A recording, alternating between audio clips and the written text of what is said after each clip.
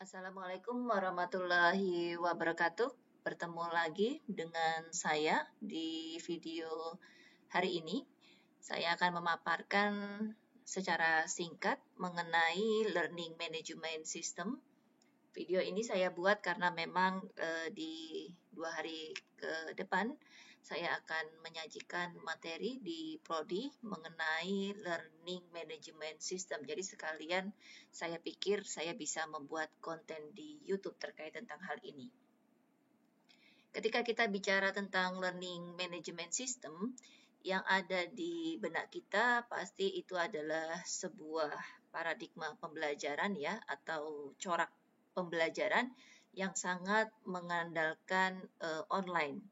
Ketika kita mundur ke belakang 2 tahun sebelumnya ketika pandemik terjadi, pandemi COVID-19, semua sektor pendidikan, sebetulnya sih semua sektor kehidupan ya, tetapi sektor pendidikan juga terlibat di dalamnya, terkena imbas dari pandemi COVID-19.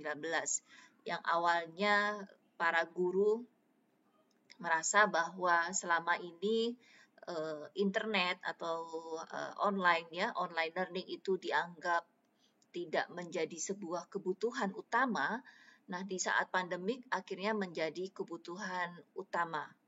Saya ingat sekali pada saat itu banyak para dosen menggunakan moda belajar yang berbeda-beda, bergantung pada penguasaan dari dosen yang bersangkutan.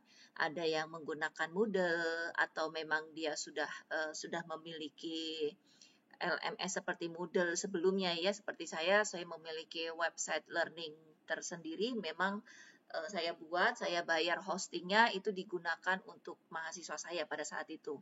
Ada juga yang menggunakan Google Classroom, ada yang menggunakan WhatsApp ya, lalu kemudian Microsoft Teams, Google Meet, semua moda online itu akhirnya digunakan oleh para pendidik dan peserta didik.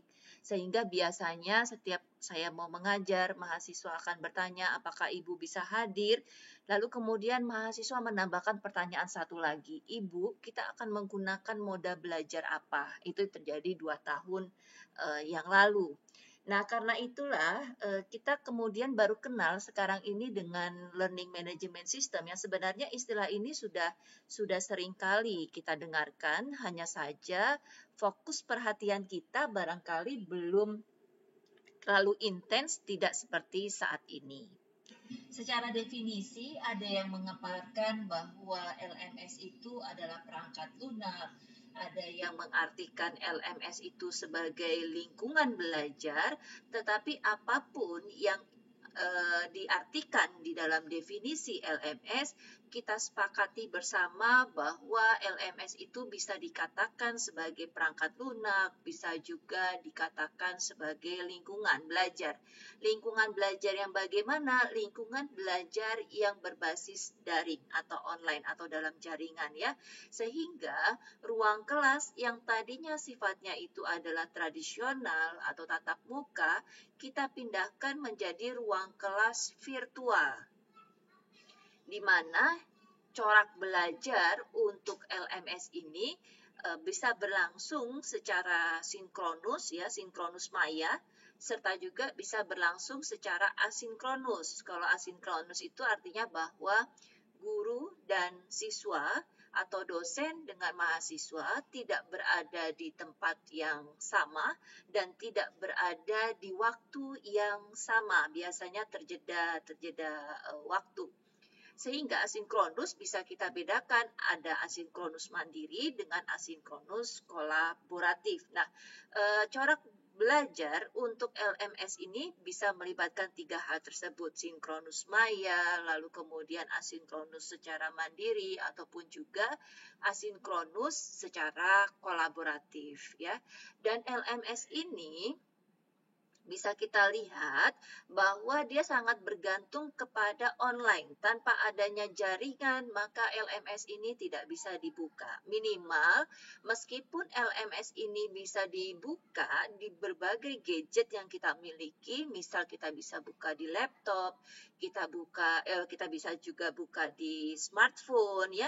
Tetapi memang semuanya harus berbasis jaringan, ya. Tanpa ada jaringan, maka ini tidak bisa dilakukan.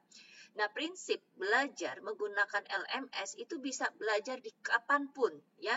Tidak terbatas pada kalau kita belajar secara tatap muka, kalau perkuliahan kan dari jam 8 pagi sampai jam 4 sore, tetapi ini bisa dilakukan kapanpun, bisa dilakukan dimanapun. Bagi mahasiswa-mahasiswa saya yang berada di luar kota, mereka juga bisa tetap mengakses, ya.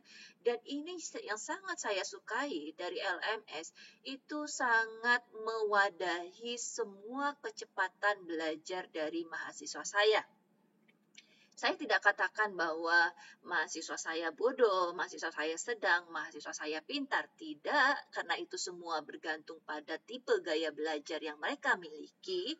Tetapi dengan adanya LMS, saya bisa menjangkau bagi mahasiswa yang memiliki gaya belajar visual, auditorial, kinestetik, karena bagaimanapun juga konten-konten atau materi-materi pembelajaran yang ada di dalam LMS bisa diputar oleh mahasiswa sesuai dengan kecepatan belajarnya masing-masing. Jadi kalau mereka belum jelas, mereka bisa putar berkali-kali, mereka bisa baca, ya, bisa mengerjakan tugas-tugas yang ada di dalam setiap pertemuan yang saya berikan.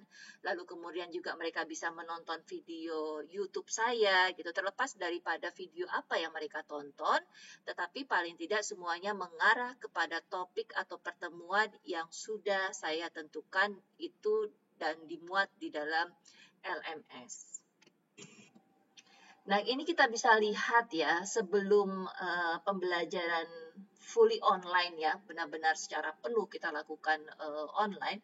Dulu tuh biasanya kalau pembelajaran di kelas konvensional, kalau masih Anda ingat bahwa biasanya dosen memberikan materi pembelajaran, ya, melalui LCD, lalu kemudian dosen menulis di papan tulis atau menggunakan media mailing list, ya, atau kemudian men-sharekan materi-materi di WhatsApp. Lalu kemudian nanti mahasiswa akan berdiskusi dengan sesama temannya, mahasiswa bertanya, mahasiswa mengerjakan tugas, lalu kemudian mahasiswa mencari informasi di sumber belajar sampai pada menyajikan hasil tugas, mengikuti kuis dan lain-lain. Itu adalah kegiatan pembelajaran di kelas konvensional. Tetapi ketika kita berbicara tentang kegiatan pembelajaran di kelasnya LMS atau kelas virtual LMS, itu sangat berbeda. Berbedanya adalah semua topik yang disajikan dalam satu semester itu sudah diisi oleh pengajar, ya. Jadi biasanya di pertemuan pertama saya akan membuat kesepakatan terhadap mahasiswa terlebih dahulu mengenai topik-topik apa yang akan kita bahas, ya. Biasanya saya sudah siap dengan RPS-nya. Nanti kalau mahasiswa masih misalkan dia mau menambahkan atau mau mengurangi topik-topik tertentu, itu saya perbolehkan selama masih sesuai dengan CPMK yang sudah ditentukan oleh prodi. Lalu kemudian di pertemuan berikutnya mahasiswa itu belajar yang sudah saya upload, materi-materi yang sudah saya upload di dalam LMS. Sehingga kesimpulannya adalah ketika mahasiswa belajar di dalam LMS, di setiap pertemuannya mereka bisa melihat, ya, selama misalkan saya kan sebagai dosen sekaligus sebagai administratif di dalam LMS saya, ketika saya membuka seluruh topik pertemuan itu selama satu semester, maka mereka bisa tahu pertemuan ini akan membahas apa, pertemuan berikutnya akan membahas masalah apa, itu bisa terbaca dengan jelas, ya. Jadi setting LMS-nya itu ada dua. Ada setting yang setiap topik itu baru bisa akan terbuka ketika si administrator sistem men-setting bahwa pertemuan satu hanya berlangsung di minggu pertama bulan tertentu, ya. Baru kemudian nanti berikutnya baru akan terbuka di pertemuan kedua. Tetapi kalau saya langsung membuka semuanya, sehingga mahasiswa bisa tahu mengenai apa saja yang akan mereka pelajari dalam satu semester. Karena di saat di pertemuan pertama, biasanya saya akan menjelaskan setiap topik-topik yang ada di dalam LMS itu, ya. Sama seperti di kelas konvensional, ya. Kalau di kelas konvensional kita kan menggunakan RPS, lalu kita akan menjelaskan di dalam RPS, tetapi kan biasanya di RPS itu materi atau video-videonya tidak langsung ditampilkan, tapi biasanya hanya tertulis sumber belajarnya saja. Sedangkan kalau di LMS itu sudah jelas, forum diskusinya sudah dibuat, ya. Dan keuntungan dari penggunaan LMS ini bagi pendidik itu adalah mereka sudah menyiapkan skenario pembelajaran, ya. Sewaktu-waktu misalkan dosen yang berhalangan hadir di hari perkuliahan, mahasiswa bisa diarahkan ke topik di mana pertemuan itu sedang berlangsung, ya. Jadi mahasiswa bisa belajar sendiri, tetapi meskipun mahasiswa belajar secara mandiri melalui LMS, bukan berarti mereka tidak mendapatkan umpan balik. Tetap saja tugas dari seorang dosen adalah memfasilitasi belajar mahasiswa di dalam LMS. Nah, pengguna utama LMS itu ada 3. Ada dosen, guru, ada siswa atau mahasiswa, dan ada administrator sistem. Biasanya ini karena saya membuat LMS sendiri, maka administratornya itu adalah saya.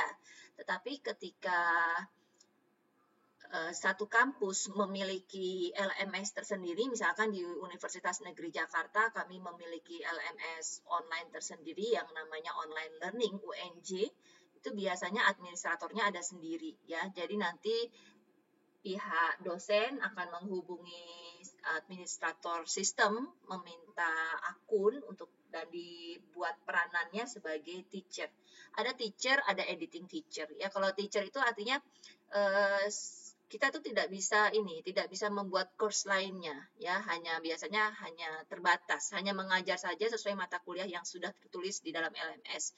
Misal mata kuliah dasar kependidikan, biasanya saya mengajar mata kuliah teori belajar dan pembelajaran karena itu adalah mata kuliah wajib yang harus diambil oleh semua mahasiswa kependidikan di satu universitas, dan yang membuat RPS itu adalah biasanya tim, maka biasanya itu sudah jadi, ya, topik-topiknya sudah dibuat oleh tim mata kuliah TBP. Tetapi kalau misalkan yang sifatnya itu adalah kita memiliki mata kuliah prodi yang pribadi, maka peranan kita di dalam LMS itu tidak bertindak sebagai teacher, tetapi sebagai editing teacher. Jadi dinaikkan statusnya, ya. Paling enak memang sebagai administrator sistem. Makanya kenapa saya membuat LMS sendiri. Saya bayar hostingnya, saya memiliki domainnya sendiri, ya. Karena kalau kita bertindak sebagai administrator, biasanya kewenangan kita menggunakan LMS itu jauh lebih luas dibandingkan kalau sifatnya hanya teacher ataupun editing teacher. Nah, ini ada dua model LMS. Ada yang berbayar, kita menggunakan Blackboard, ya, WebCity, eCollege, and Desire to Learn. Kalau ada yang open source itu adalah Moodle yang biasa kita tahu, ya, Sakai, Seju, and Coursework. Nah, saya menggunakan Moodle. Jadi Moodle itu kalau kita lihat di Play Store, dia ada Moodle. Mahasiswa hanya tinggal memasukkan username-nya, username dan akun. Biasanya saya yang kalau di web LMS saya belum bisa di mana mahasiswa itu membuat akun sendiri, jadi si guru atau si administrator yang membuatkan username dan akun. Biasanya saya meminta kepada mahasiswa selama 1 semester tidak diperkenankan untuk mengubah username dan akunnya sendiri, karena seringkali mahasiswa itu lupa, ya. Jadi sudah tersetting oleh saya, tidak diperkenankan untuk mengubah akun. Ketika kita berbicara tentang LMS, maka ada fungsi utamanya. Yang pertama, itu adalah student management. Di dalam LMS sangat memudahkan bagi seorang guru atau sebagai seorang dosen di dalam mengatur siswanya. Kapan mereka harus melakukan forum diskusi, kita bisa talking chat, ya, memanfaatkan fasilitas chat di dalam LMS ya, atau misalkan kita juga bisa meminta mereka melakukan penugasan ketika tugasnya itu belum memenuhi syarat atau belum memenuhi nilai minimal yang ditentukan atau diwajibkan oleh pengajar atau dosen, maka mahasiswa atau siswa itu harus terus mengulang ya penugasan itu ya. Lalu kemudian PowerPoint bisa dibaca oleh mahasiswa, sehingga sebenarnya meskipun kita pembelajarannya juga sudah tatap muka, nantinya LMS ini bisa mengubah kelas itu menjadi seperti flip classroom ya. Jadi materi-materi dipelajari mereka di luar dari kelas tatap muka. Ketika di kelas tatap muka, mereka hanya tinggal berdiskusi saja mengenai topik-topik atau permasalahan yang ada di dalam LMS. Selain student management, ada course management. Ini terkait dengan mata ajar, susunan mata ajarnya ya. Jadi di dalam satu topik itu kita bisa memasukkan bahan ajar teks, kita juga bisa memasukkan bahan ajar video ya. Lalu kemudian kita juga bisa melingkan dengan website tertentu, kita masukkan link di situ. Jadi nanti mahasiswa bisa langsung mengklik dan dia akan beralih ke website yang lain. Lalu kemudian ada skill assessment atau evaluation. Kita bisa melihat proses evaluasi pembelajaran, dan biasanya setiap peserta didik yang ada di dalam LMS bisa disetting mereka tidak bisa melihat masing-masing nilai temannya. Jadi mereka hanya bisa melihat nilai pribadinya. Ya, sudahkah misalkan Bu Ika sudah menilai saya, kira-kira kemarin tugas pertama saya nilainya berapa, tugas kedua berapa. Jadi progress report kemajuan belajar dari peserta didik itu jadi mudah terekam dengan baik kalau kita menggunakan LMS. Lalu kemudian ada proses kolaborasi ya, sesama mahasiswa ataupun sesama mahasiswa dengan guru. Kita bisa berdiskus di forum diskusi, jadinya dosen memberikan satu kasus kontekstual yang memerlukan pemecahan masalah, nanti teman-teman yang lainnya atau mahasiswa saling menimpali ya. Itu terjadi ketika awal-awal pandemik biasanya ya, karena mahasiswa, mohon maaf ya, mahasiswa agak sulit dengan kuota pada saat itu ya. Kuota kan waktu itu kan masih mahal ya, tidak semurah saat ini, atau tidak ada kuota dari Kemendikbud pada saat itu. Akhirnya saya memanfaatkan forum diskusi. Jadi mereka tetap online, sinkronus, tapi sinkronusnya tidak live gitu, tapi hanya di forum diskusinya saja. Saya komentarin satu persatu, nanti teman-teman yang lainnya menimpali. Lalu kemudian learner centric ya, ini terkait dengan tracking ya, jalur sama seperti tadi evaluasi. Jadi kalau di dalam skill assessment evaluasi kita bisa membuat macam-macam bentuk evaluasi. Di sini ada pilihan berganda, ada uraian ya, ada isian singkat, ada menjodohkan. Ini mudah sekali di dalam skill assessment.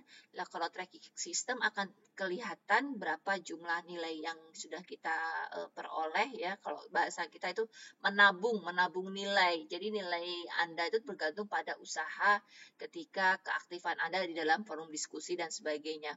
Nah, salah satu kelebihan juga dari LMS ini tidak bisa dibohongi. Tidak bisa dibohongi dalam arti, misal satu mahasiswa saya bilang, Bu, saya sudah mengirimkan tugas atau saya sudah mengirimkan UTS ataupun UAS. Nanti akan kelihatan jam berapa dia mengirimkan tugasnya. Jam berapa atau adakah kecurangan yang dilakukan. Ini nanti terkaitan dengan proses administrasi akademik ya. Biasanya ketika saya meminta mahasiswa untuk mengerjakan penugasan, mahasiswa itu saya batasi waktunya. Dia harus mengumpulkan di tanggal berapa, di jam berapa. Lewat 1 detik dari jam yang ditentukan, maka sistem akan tertutup. Sehingga secara tidak langsung, yang namanya LMS ini membuat para mahasiswa memiliki sikap disiplin. Manajemen waktunya harus mereka miliki ya. Begitu juga ketika UTS dan UAS, saya akan berikan waktu pengerjaan berlangsung selama berapa menit, misalkan 2 jam 120 menit, lewat dari 120 menit maka sistem akan menutup ya. Makanya enaknya LMS seperti itu, dan itu saya rasa cukup cukup lengkap lah untuk dikatakan sebagai kelas virtual untuk saat ini. Kira-kira demikian video hari ini. Videonya masih secara singkat, mudah-mudahan nanti bisa kita perdalam lagi di video berikutnya, dan semoga bermanfaat untuk Anda semua. Wabillahi taufiq wal hidayah. Wassalamualaikum warahmatullahi wabarakatuh.